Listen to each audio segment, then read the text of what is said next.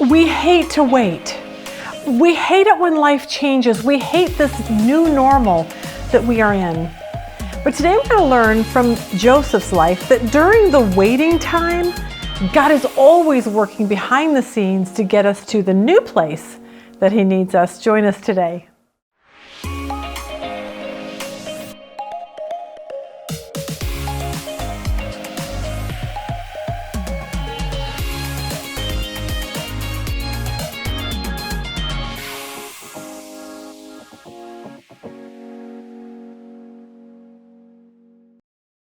All right, good morning. Welcome to our Genesis series. Glad you're joining us. Last week, we made it through a really big section in Genesis. And what we learned is that Joseph is now living in his new normal. So I have to always start with a funny video. Today, I'm going to play you a video from a pastor at our church. His name is Kevin Yule. I did a video of him a few lessons ago. He always makes me laugh with his stories. So here is his new normal story. Watch this. And it's going to test your imagination. So let's go back to when you were 8 and you had a great imagination. We're going to see how imaginative you can be, because 20 plus years ago, Brooke and I had just gotten married, and I did not look like this. I was about 50 pounds thinner, and 10 to 15 of the pounds that are right in this region were more up here. So let's stretch your imagination. Try and picture with me, if you will, a strapping 21-year-old Kevin Yule. And we were married for about 3 months, and somebody had gifted us a weekend at their timeshare over in Coronado. And so it was like, Coronado was like our favorite place to go. So we drove over to San Diego, and we were at the timeshare, and we said, man, let's go out to the beach. So we made our way out through the dunes, in the beautiful white sand of Coronado Beach, and we looked down, and we got there early. There was nobody there. So we set up our camp, and we thought, this is a perfect spot. And we just sat there all morning talking, and then as more and more people began to show up, and it got to be about 11 o'clock in the morning, and the sun was out, and I thought, man, I'm getting a little hot. So I did what many of you do. I scanned the surrounding area to see what sort of competition I had to decide if I was going to peel my shirt off and walk down to the beach or not.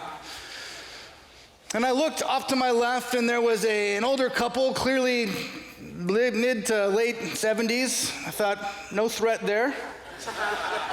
I had a couple of dads building sandcastles over here that looked much more like I look like now. Just dad bods, rocking it, building castles, playing smash ball. I thought I got them beat. And then there was, I can only assume he was a European gentleman, because he was in his 60s and a little bit, he enjoyed to eat, and he was rocking a yellow Speedo. And I thought, never a competition there. So I stood up and I peeled my shirt off. And I just swagger walked all the way down to that water. And I got into that water. It felt so good, nice, cool Pacific Ocean. I just thought, man, this is great. And as I sat there looking out at the ocean, I heard some commotion behind me, and I turned around and I realized that so many of the people that were sitting up around us were now looking down the beach this way. And my very senior retired lady here pulled her blue blockers down and was just doing one of these. And so I looked down that way. I thought, what is going on? And here they come in a 5-man perfect V formation. 5 of the greatest specimens the U.S. Navy SEALs has ever produced. They got nothing but combat boots, short shorts, and muscles I didn't even know the human body had. And they are just glistening and shining in the sun as they run down the beach. And they are coming straight for me. And all of it is just coming into like, what? Oh, boy. And I watch as they run past, and then I turn and I watch them run away, and I go, they got more muscles on their back than they had on their front. What is going on? And then I looked down, and I made the shameful walk of shame back up the beach, grabbed my shirt, put it on, and just sat there and went, oh, I'm a toad. That video just makes me laugh because I totally get it. Like, we were playing videos from our Luke series, which was probably 7 years ago. And I'm looking and I'm thinking, why did I not have wrinkles back then? And how did I fit into those pants back then? And I was like, wow, that was 7 years ago. But 7 years isn't really that long ago, but apparently it is. So now I have a new normal, more wrinkles, more fat, so there you go. But it's just a reminder that that is just life. It just is. So what will we do with the changes that life brings? And I don't even mean like wrinkles and extra weight. I'm talking about what do we do when real life changes happen to us, like loss, tragedy, divorce. Maybe it's a job loss. Maybe it's your kids on drugs or someone has to go to prison. Like, what do we do with that? Because each trial, each new normal, everything changes, but as a follower of Jesus, our goal, and we talked about this last week, is to do this, to be the best follower of Jesus in the worst situation. Because we find that that's what Joseph was doing. He was being the best follower of God in the worst situation. So let's catch up with Joseph really quick. A couple lessons ago, we saw he went to find his 10 older brothers as they were, working with the sheep. 2 of his brothers were mass murderers. So I think these guys were not nice to Joseph at all. I think sometimes I wonder how scared Joseph probably was of them. But they decide that they didn't like Joseph. He was the dreamer. So they want to throw him in a pit. And they planned on leaving him there, basically killing him. But instead, one of the brothers came up with a brilliant idea. Let's not kill him. Heck, he's our brother, okay? So instead, they decide to sell him to traders that are on their way to Egypt. Then they would just tell their dad, like, Joseph was eaten by an animal, and that would be that, the end of Joseph. And that's exactly what they did. So last week we saw that Joseph now has ended up in Egypt, and he has what we consider a new normal.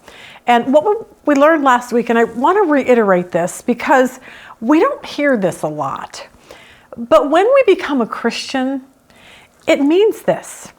We surrender everything to Jesus.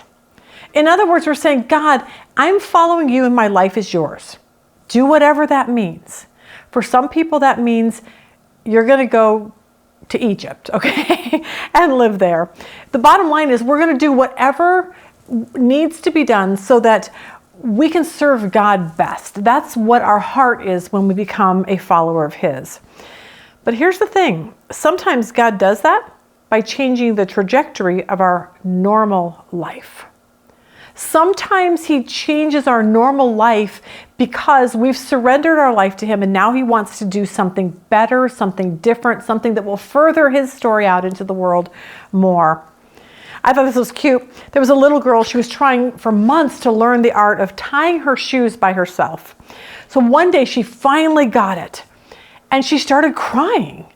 And her parents were like, "Why are you crying? Why are you so disappointed?"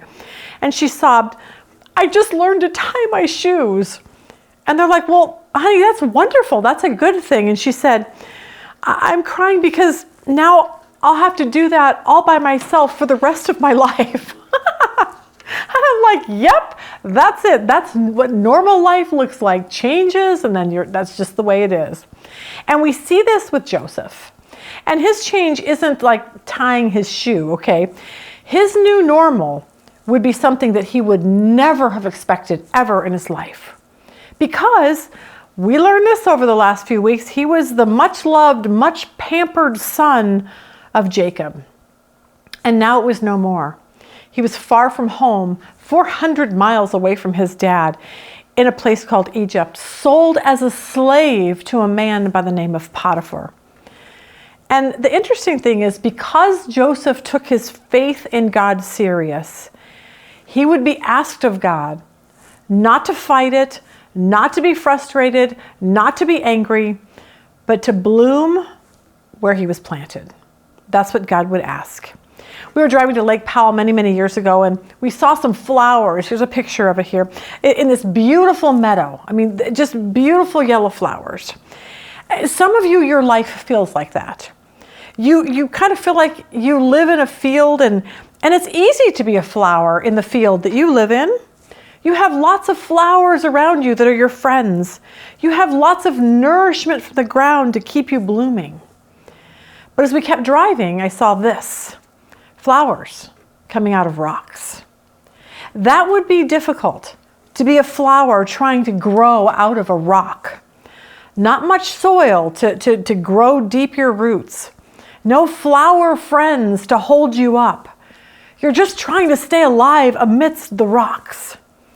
And some of you here have a life that you're like, I just feel like a flower in the meadow. And you need to thank God every day if that's you. But some of you feel like Joseph did, a flower growing out of the rocks. Your life is way, way more difficult than those meadow flower people. And yet, as we can see by the picture, you can still grow and you can still bloom in the midst of the rocks, just like Joseph did. I want us to remember this. Your new normal could take years to feel normal. I want you to know that that's a part of this whole new normal thing, that sometimes it could take years in those rocks to actually feel like those rocks are normal.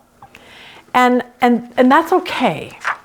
Because so often when God does give us a new normal, it's because of this. He's growing our faith up. He's growing us up. And sometimes it takes being a flower in a rock to grow us to be strong and sturdy and able to handle anything. So often he's rebuilding us. Why? So we can be more effective as a follower of his. And for Joseph, what we know is this didn't take like a week or a month. It was more like 13 years before Joseph could ever see what was going on. But the good news is that Joseph never ever gave up. So last week we made it through 2 verses in chapter 39. This is what we learned. Genesis 39 verse 1. Now Joseph had been taken down to Egypt. Potiphar, an Egyptian who was one of Pharaoh's officials, the captain of the guard, bought him from the Ishmaelites who had taken him there. But the Lord was with Joseph, and he prospered, and he lived in the house of his Egyptian master. We learned that yes, Joseph's life changed. Yes, the Lord was with him. Yes, God had a plan. And I want you to know the same is true for you. Whatever you're going through, the Lord is with you and God has a plan. Never ever forget that. Verse 3, when his master saw that the Lord was with him and that the Lord gave him success in everything he did, Joseph found favor in his eyes and became his attendant. Potiphar put him in charge of his household, and he entrusted to his care everything he owned. From that time, he put him in charge of his household and all that he owned. The Lord blessed the household of the Egyptian because of Joseph. The blessing of the Lord was on everything Potiphar had, both in the house and in the field. Potiphar, who bought Joseph, loved him, trusted him, put everything under his care. Joseph had integrity. He worked hard. Potiphar knew that everything in his household was being blessed because of Joseph. But of course, this is what we learn when we get way too comfortable. Here's what we learned from this story. God didn't need Joseph comfortable. God needed Joseph in prison. And we're like, what? Like, what is God thinking? Joseph is just now getting settled in, and now God is going to uproot him all over again. And some of you understand that. You get what Joseph is feeling. You finally get your bills paid. And then you get sick. And there's more bills that are rolling in now. Maybe you're just finally getting over your divorce and the kids are fine and you and your ex are doing good, but then your ex ends up marrying someone younger and now your kids want to go live with them. Okay? You got comfortable, but God's taking you out of your comfort zone. Just when you start feeling better, let's say physically, you've been sick. But wait, the doctor says, now you have something else. And you're just like, serious? And Joseph is going to feel the exact same way that you do. Verse 6, so he left in Joseph's care, everything he had, with Joseph in charge. He did not concern himself with anything except the food he ate. Now Joseph was well built and handsome, and after a while his master's wife took notice of Joseph and said, come to bed with me. And of course, we have to watch our Skit Guys video on this scene. Watch this. And the truth of the matter is, things didn't get better for Joseph. Joseph was beaten up by his brothers. He was sold into slavery. He ends up in Egypt. And while he's in Egypt, he's working for a man named Potiphar. Now, Potiphar's a good man. Potiphar takes care of Joseph. He respects Joseph and puts Joseph in charge of everything. But you know how it is. In the midst of when everything seems to be going right, all of a sudden, temptation rears its ugly head. And did I say it was an ugly head? Hello, Joseph. How are you, Joseph? Joseph. Are you Potiphar's wife? Oh, yes. Yes.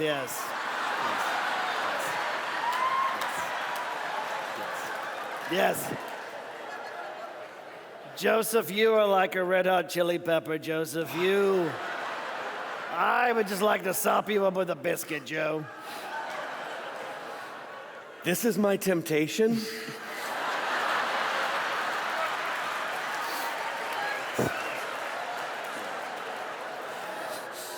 Man, the Old Testament stinks. Joseph, I tell you what, why don't we go back? I have a proposition for you. Why don't we go back to my place? I have Maroon 5 on my playlist, and we can do what Al Green sings about. How about that? What does he sing about? Let's get it on.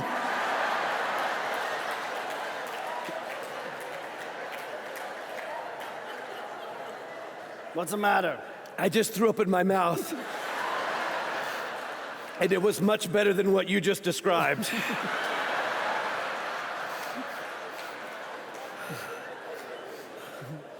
Mrs. Potiphar's wife, are you trying to seduce me? Is it working? Not so much. It's either me or jail, baby. It's me or jail. I'm having trouble telling the difference.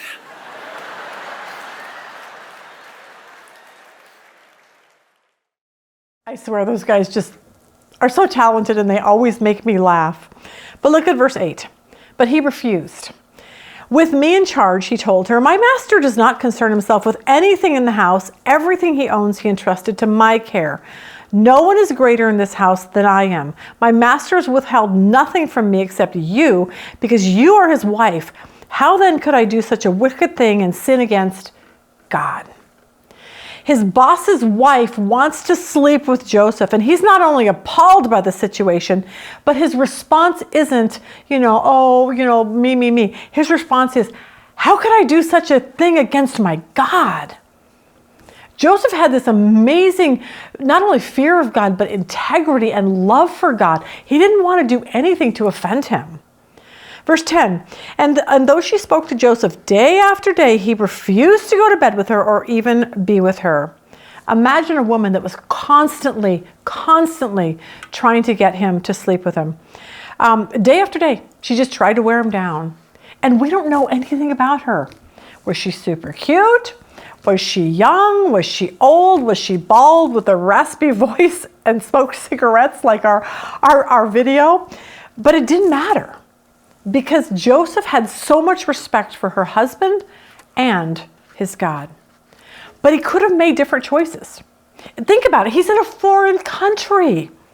And he could have got there and been like, well, what happens in Egypt stays in Egypt. Nobody's around. Nobody's going to know what I do. His dad and brothers were back home, with sister, friends, whatever. He's all alone in a country where nobody is watching. But that is not what Joseph's like. Verse 11, one day he went into the house to attend his duties, and none of the household servants were inside. She caught him by his cloak and said, come to bed with me. Sometimes when we are at our lowest, those are the times that temptation shows up.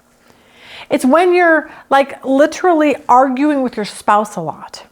And you're frustrated because you're like, my spouse doesn't understand me. But that person, that guy in the office, he doesn't argue with you. In fact, he listens to you. And one day he says, hey, we should go to lunch. See, it's when you just let down your guard. And Joseph could have done that. It's when you can't make ends meet at home financially and you're working so hard and someone offers you a way to make cash. It's illegal, but you'll be fine. It's like having a bad day knowing that bottle of vodka is in your cupboard, and that's just going to make it all better. It's the frustration maybe when your spouse doesn't feel like having sex, but you can go on your computer because there's some images on there that will just make it all better for you. See, Joseph could have done that when temptation came along. No one's around. She's all by herself. But we see from Joseph, he doesn't even give it a second thought. And he could have. He could have been like, you know what, I'm going to need to sleep with her if I want to save my job. But I bet that Potiphar knew what his wife was like. And even though Joseph knew that if he slept with her, that maybe Potiphar wouldn't find out, but knowing the character of Potiphar's wife, he's like, I'm not buying into this. I'm not buying into this game.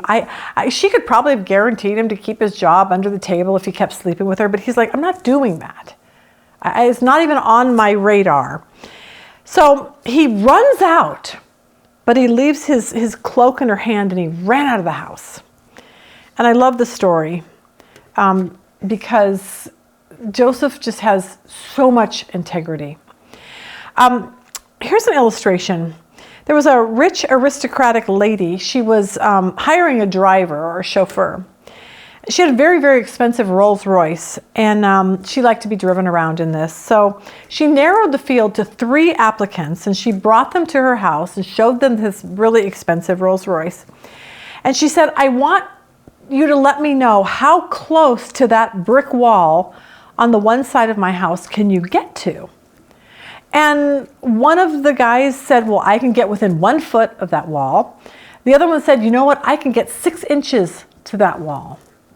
The third guy said this, why would I want to try to get close to the wall?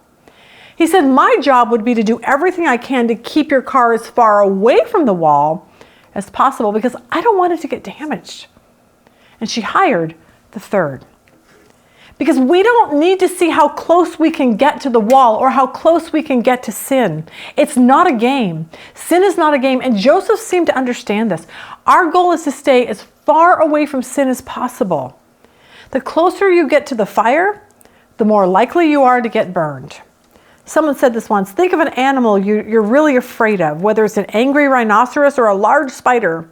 If you came around a corner and found yourself facing it, what would you want to do? Run away, of course. Well, as a follower of Jesus, that's how you should feel about sin. When you're confronted, you better run. And that's just what Joseph did. He ran, and she was furious. Here's what you need to know. Sometimes when you make the right decision, that doesn't guarantee that things are always going to go good for you. And we learn that from Joseph, which is a great reminder that those of you who were fired from your job because you refused to lie for your boss, or your husband left you because you refused to watch porn every night with him, it shows us this, that often when we do the right thing, it can still bring hardship into our lives. But the story of Joseph is a reminder that God is still in it, even when we're persecuted for doing something really good. Verse 13 says this, when she saw that he had left his cloak in her hand and had run out of the house, she called her household servants. Look, she said to them, this Hebrew has been brought to us to make sport of us. He came in here to sleep with me, but I screamed. When he heard me scream for help, he left his cloak beside me and ran out of the house. That is a lie. We know it's a lie, but the servants around the house probably didn't. But Joseph would eventually learn that, even though she lied, that God is in this. Many years ago, we had a pastor. He was one of my favorite pastors, and I used to learn so much from him. But then a few years later, some people on his elder board literally lied about him. And he was fired, and it blew up his entire church, and there was a lawsuit. But he actually won the lawsuit because they kind of found out that the elders really did lie. But at this point, it was too late. The damage had been done. His life in ministry would never, ever be the same. And some of you get that. You know, Joseph's life is never going to be the same after this, even though he did the right thing. Maybe some of you were falsely accused and fired, or falsely accused and it destroyed your family, or falsely accused and it destroyed your friendships. But for this pastor and for you, you can never forget this, that yes, what happened was wrong, but God is in this. And Joseph's going to find this out eventually, like many years from them, but he will. Verse 16, she kept his cloak beside her until his master came home. Then she told him the story. That Hebrew slave you brought us to make sport of Sorry, let's try that again if I can read. Verse 17, then she told him the story. That Hebrew slave you brought us came to me to make sport of me. But as soon as I screamed for help, he left his cloak beside me and ran out of the house. When his master heard the story, his wife told him, saying, this is how your slave treated me. He burned with anger. Joseph's master took him and put him in prison, the place where the king's prisoners were confined. Now, it's what I said just a few minutes ago. I don't think he believed his wife. I think if any woman has that kind of a character that's going to be like, hey, young slave, come sleep with me, I think Potiphar probably knew his wife well. And I don't think that he was angry maybe so much with Joseph as he was his wife. But when his wife screams, rape or whatever she wanted to scream, that can be a problem. And her husband had to do something. So here's what we need to know, is that God used this event to move Joseph where he needed him. As bad as it was, God's like, that is the event I need to happen in your life because I'm moving you someplace where I need you. So Joseph's now put in the king's prison because that's where God needed him. Isn't that hard to imagine? Never forget that. Whatever you're going through, that God always has a purpose for where we are, even if it's not where we want to be. Okay, never forget that.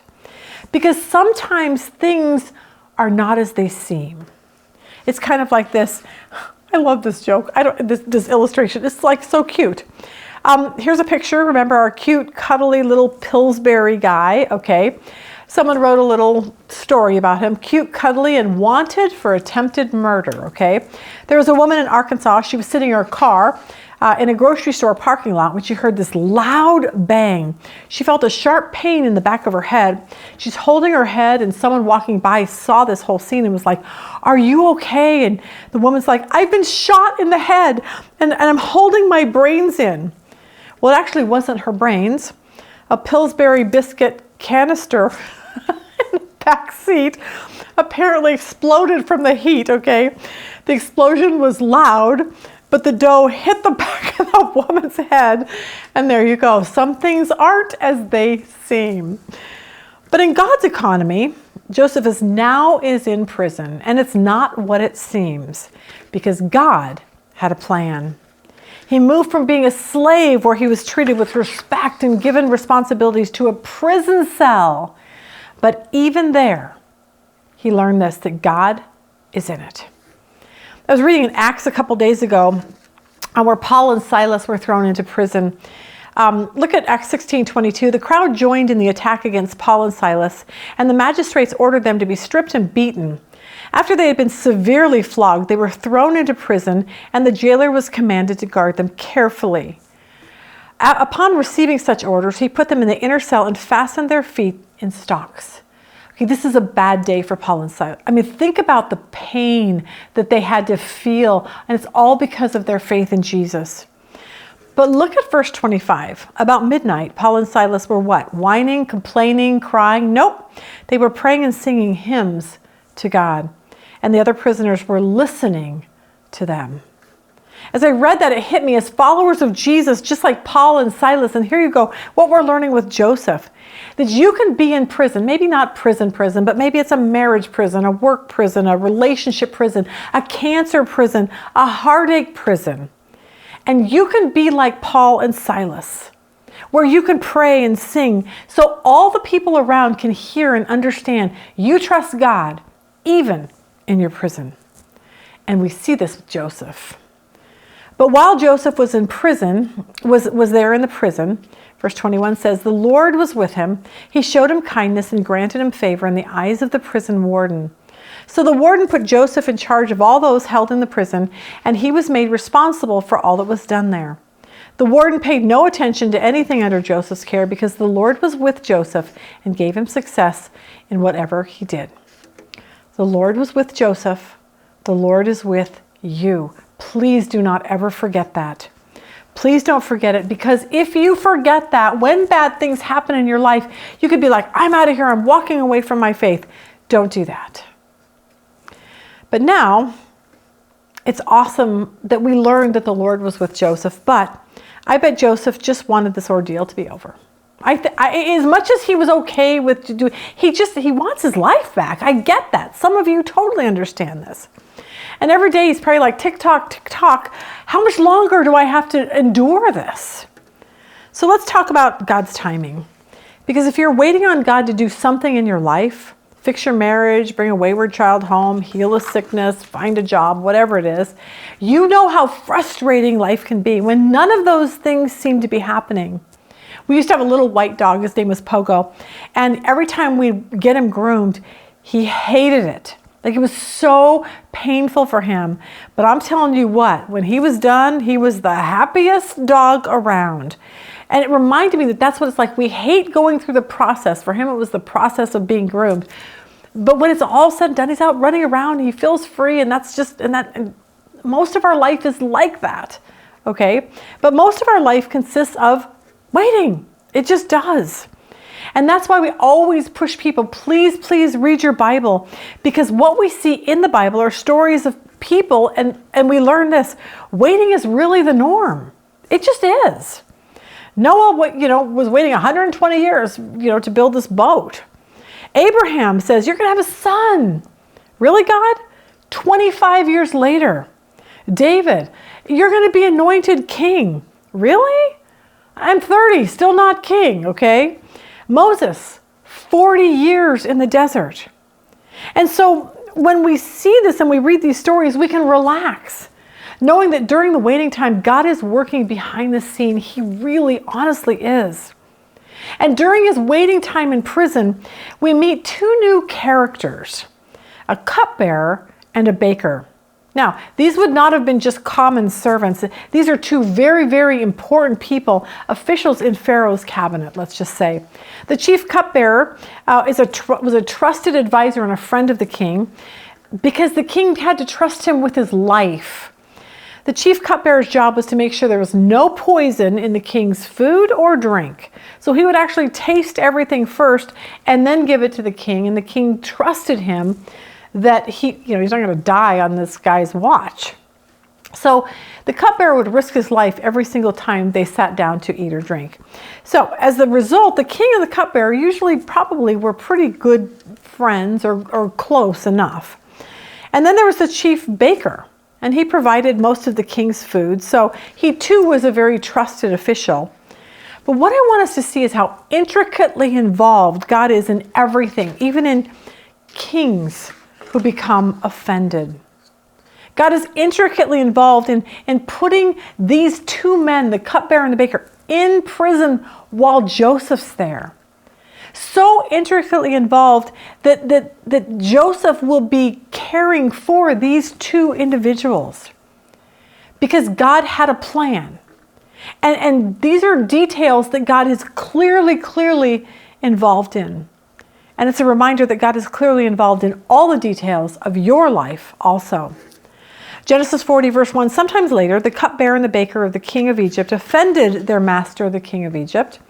Pharaoh was angry with his two officials, the chief cupbearer and the chief baker, and put them in custody in the house of the captain of the guard in the same prison where Joseph was confined. The captain of the guard assigned them to Joseph, and he attended them. After they had been in custody for some time, each of the two men, the cupbearer and the baker of the king of Egypt, who were being held in prison, had a dream the same night, and each dream had a meaning of its own. When Joseph came to them the next morning, he saw that they were dejected.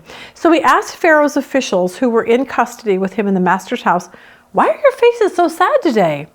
And I love this about Joseph. He actually looked at people enough to know, wow, you look like you're having a bad day today. See, Joseph could have not been like that. He could have been focused on himself and poor me. I'm having a pity party every day because my life is so pathetic and I'm stuck here. I got the raw deal. My brothers did this to me and Potiphar's wife lied and wah, okay? But he's not doing that. He's looking out for others. John Bakima wrote this, and it was a great reminder that in the waiting, this is not fair season of our life. We need to remember this. He says this. He said, the temptation is to quit being productive, to hunker down and survive, to simply wait out your depression, your pain, your hurt, your illness, your sense of abandonment.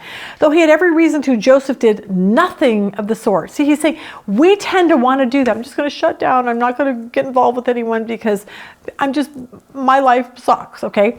Joseph doesn't do that. He says this. He ministered in his prison. He always did his best in every miserable situation in which he found himself. He carried out his responsibilities with excellence, then went beyond what was expected and cared about those fellow prisoners, offering help in their time of need. In desperate times, you're tempted to be selfish, complaining, inward-focused, disillusioned, bitter, and survivalist. You look at your situation and think, this is not part of the plan. This is not the dream. This is not the road to blessing. And so you shut down. And even the time in the cell is part of the plan, the way to the dream. So you must do more than grin and bear it, more than simply endure it. You must represent God and serve others. Unless you do that, you will lack contentment in every situation. In every circumstance, I can bless others, even when it looks like God has put me on hold. Scripture says that you are God's workmanship, created in Christ Jesus to do good works which God prepared in advance for us to do. The appropriate response to your imprisonment is to serve others in Jesus' name. And we see this with Joseph. He looks around in prison and he sees these guys and he's like, guys, what's going on? Why are you so sad? So he wants to help. Look at verse 8. We both had dreams, they answered, but there is no one to interpret them. Then Joseph said, do not interpretations all belong to God? Tell me your dreams. Remember Joseph the dreamer many, many lessons ago. But I love this. In the midst of being falsely accused and falsely judging him, in the midst of feeling like Potiphar let him down even though he really didn't, in the midst of being in prison, instead of being mad at God, he points the cupbearer and the baker to the only one who can interpret dreams, and that is God himself. He loses his self-pity to help others. Verse 9, so the chief cupbearer told Joseph his dream. He said to him, in my dream I saw a vine in front of me, and on the vine there were 3 branches. As soon as it budded, it blossomed, and its clusters ripened into grapes. Pharaoh's cup was in my hand, and I took the grapes, squeezed them into Pharaoh's cup, and put the cup in his hand. So Joseph gives him the interpretation of this dream. Verse 12 says this is what it means, Joseph said to him. The 3 branches are 3 days. Within 3 days, Pharaoh will lift up your head, restore you to your position, and you will put Pharaoh's cup in his hand, just as you used to when you were his cupbearer. In other words, in 3 days, you're going to be fine. You're going back to work for Pharaoh. But then when Joseph asks him this, he says, look, I want you to remember me. When you are restored to the king, I want you to tell him about me in here. So Joseph tells the story in verse 14. When all goes well with you, remember me and show me kindness. Mention me to Pharaoh and get me out of this prison. For I was forcibly carried off from the land of the Hebrews, and even here I have done nothing to deserve being put in a dungeon. He's like, don't forget to tell somebody out there my story. And then it's the baker's turn. He shares his dream. Verse 16, when the chief baker saw that Joseph had given a favorable interpretation, he said to Joseph, I too had a dream. On my head were 3 baskets of bread. On the top basket were all kinds of baked goods for Pharaoh, but the birds were eating them out of the basket on my head. This interpretation is not going to be so great, all right? Kind of bad news for the baker. If I were Joseph, I'd be like, I don't know if I really want to tell you this or not. Verse 18 says, this is what it means, Joseph said. The 3 baskets are 3 days. Within 3 days, Pharaoh will lift your head up and hang you on a tree, and the birds will eat away at your flesh. Thanks, Joe, for the uplifting news, okay? It's That's not what you want to hear, but that is what Joseph actually had to tell him, because that was the truth. This made me laugh.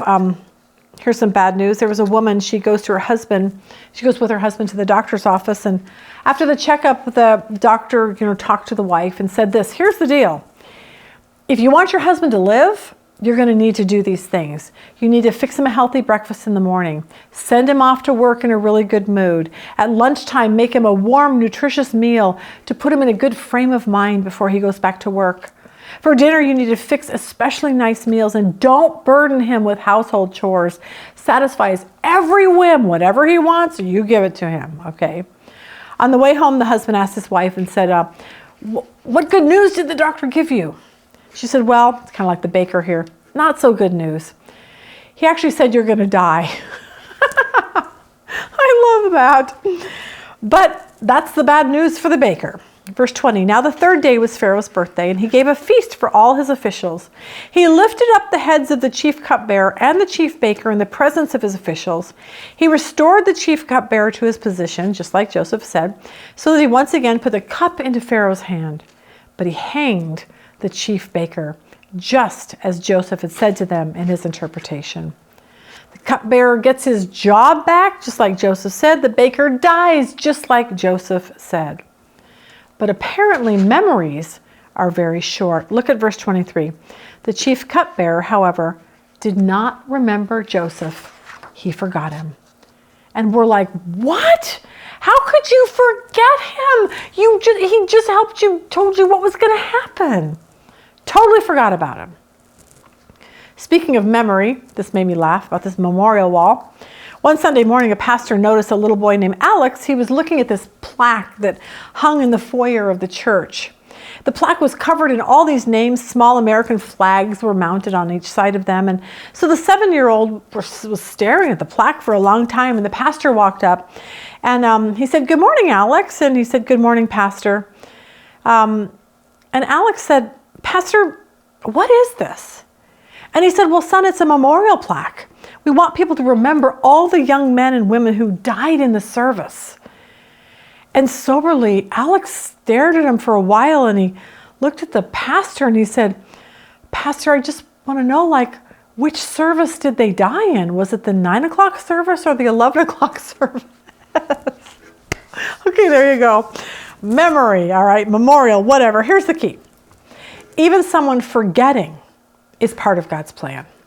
In God's economy, until it's his perfect timing, it's not going to happen. Another thing, you don't want it to happen if it's not God's perfect timing. And see, for those of us that hate to wait, it's like we can try to force it and make it happen. We can cry, we can carry on, we can shake our fist at God. You can try to do things on your own. But trust me, that never, ever works out well. Just ask that person you know who wanted to get married and married the wrong guy, all because they didn't want to wait. And they've lived a miserable life. Just ask the person who took that job that they knew they shouldn't have, but they didn't want to wait, and they're suffering the consequences. Just ask the girl who was like, I just want to get pregnant at 16 because I want a baby. That's a tough life, all because she didn't want to wait. See, if you're a follower of Jesus, then you can be assured that in God's perfect timing, he's going to make things happen. He's going to open doors. He's going to close doors you shouldn't be going through. He's going to stop things from happening, make things happen, because he has a plan. He has a plan of a place where he needs you. And sometimes we're confused about that, but that's what we learn from the story of Joseph.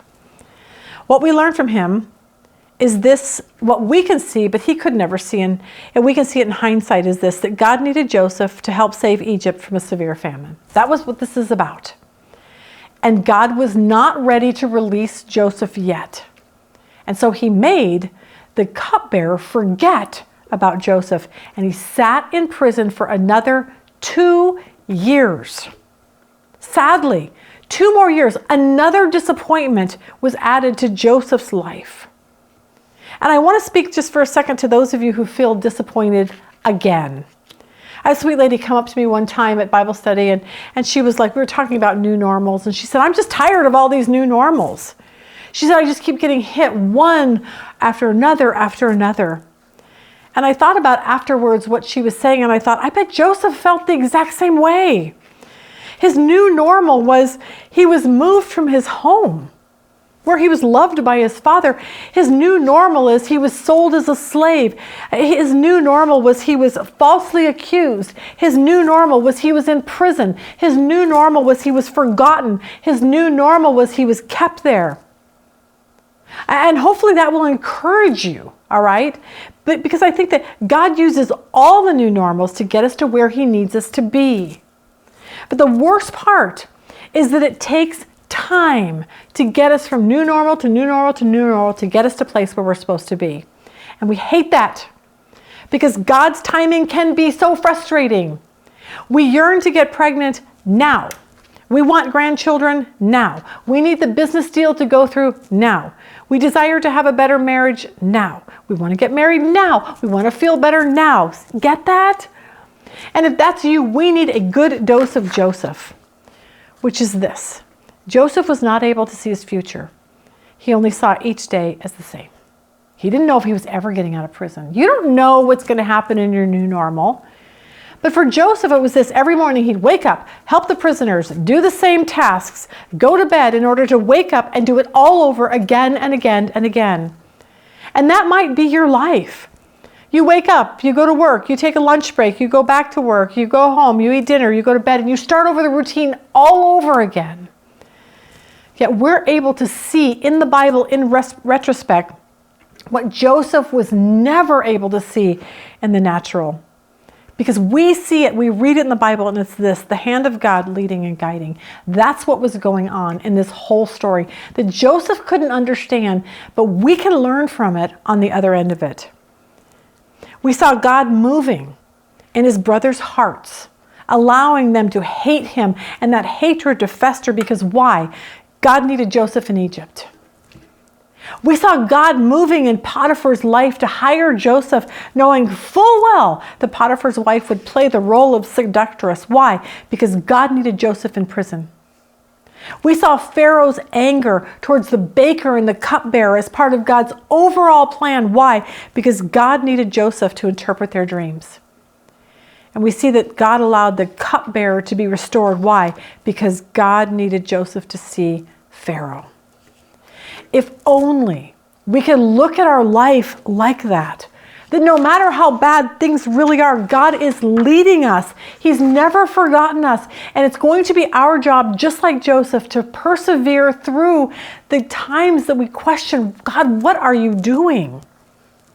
That's what we need to do.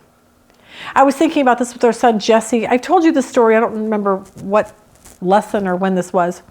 But our son went to Wheaton College in Illinois, and he wanted to play football ever since he was in high school. But football was difficult for him. He wasn't really the total athletic type, so he had to work really, really hard and, get people to help him. And so he just trained harder, got a speed coach, and he didn't even see the varsity field until his senior year in high school.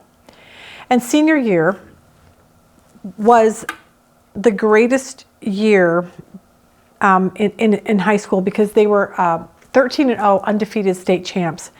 So for Jesse, he was he made this like all-state honorable mention as the tight end. So that's where he landed at the end of high school. But because of his high school, his senior year, he was able to get a nice reel to send to colleges. So he sends his football reel to Wheaton College. The coaches saw it. They asked Jesse to come visit and said, hey, do you have any other friends that you think would work, good at Wheaton? And so Jesse told them about his best friend, Jeff.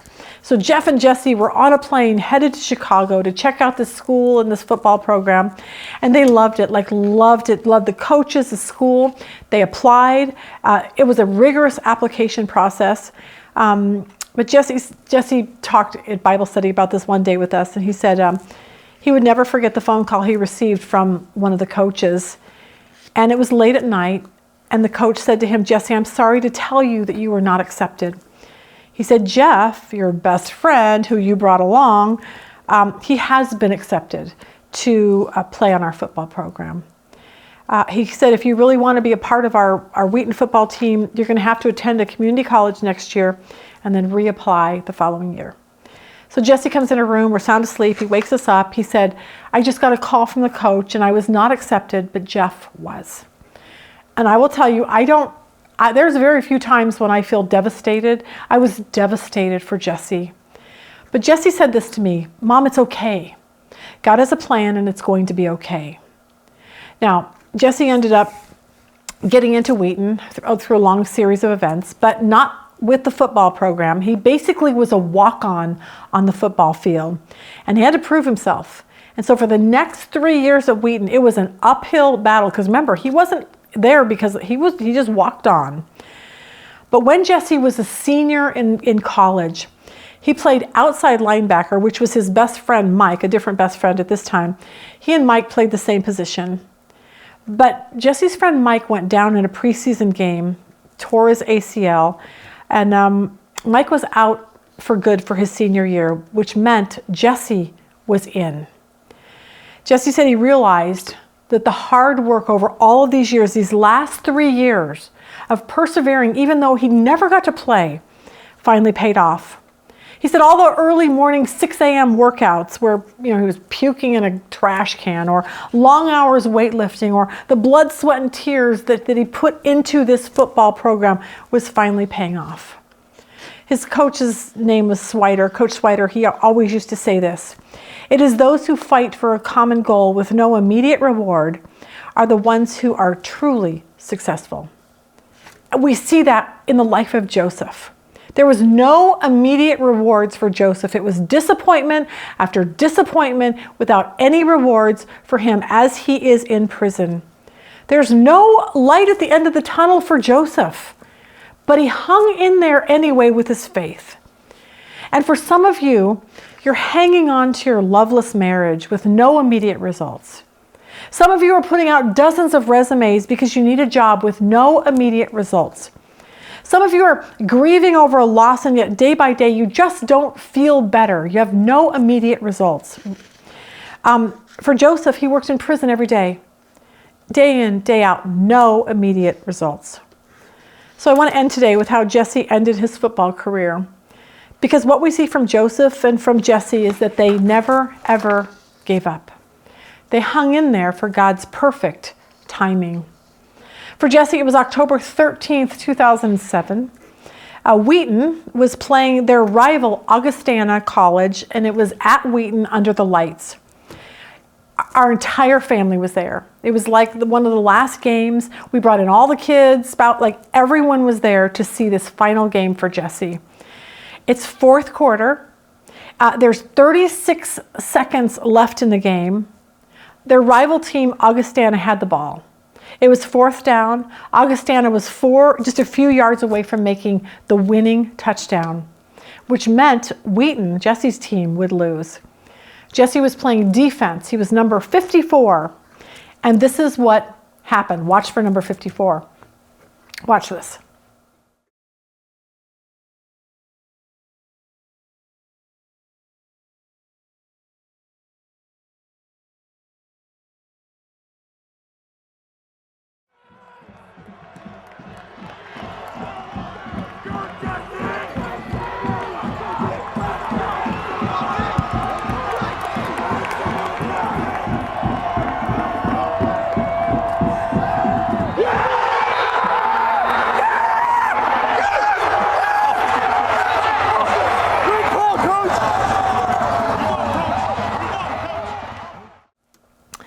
I love that video. We could watch it over and over again. But here's the deal. Jesse said this. He said, there I was, a walk-on at Wheaton, making the game-winning walk-off sack against our rival team, at home, under the lights, with my entire family watching. He said, the lesson God taught me since the moment I stepped on my first football field in the 8th grade was this: you have to persevere and wait. You have to keep fighting despite the circumstances. You never know when God will open the door and you will get your chance to shine.